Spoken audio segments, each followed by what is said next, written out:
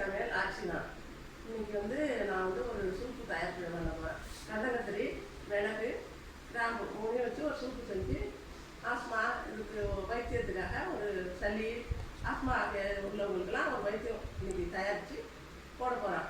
அதை நீங்கள் பாருங்கள். கண்டங்கத்திரி பார்த்துங்க எப்படி இருக்குன்னு. முள் இருக்கு அடியில், பழம். இது கண்டங்கத்திரி. இது மிளகு, இது கிராம்பு, இது கல்லுப்பு. ஒரு கிளாஸ் தண்ணி. செய்யும் முறை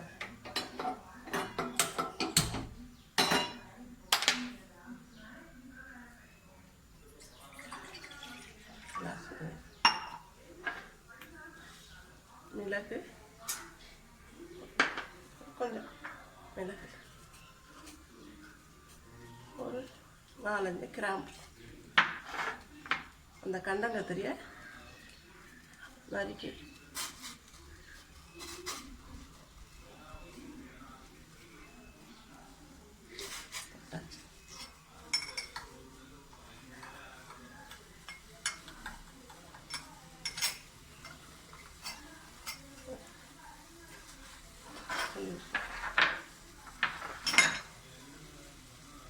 கொதிச்சதும் எல்லாம் சுண்டுனா அரை டம்ளர், ஒரு கிளாஸ் ஊற்றிருக்கேன்.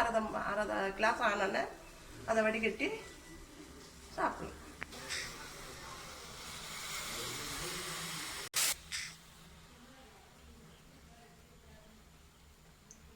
இது இப்போ ஒரு கிளாஸ் தண்ணி, அரை கிளாஸ் தண்ணியை சுண்டிடுச்சு.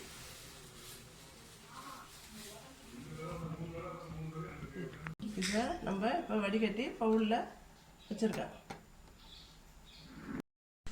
கண்டங்கத்திரி சூப்பு இப்போ முடிஞ்சிருச்சு. இந்த சூப்பை நம்ம வடிகட்டி வச்சுட்டேன். அது குடிக்கிற இதில் இருக்குது, பதத்தில் இருக்குது. அதனால் இன்னைக்கு இந்த சூப்போடு முடிச்சுக்குவோம். நாளைக்கு இன்னொரு டிஷ்ஷுக்கு செஞ்சு காட்டுறேன்.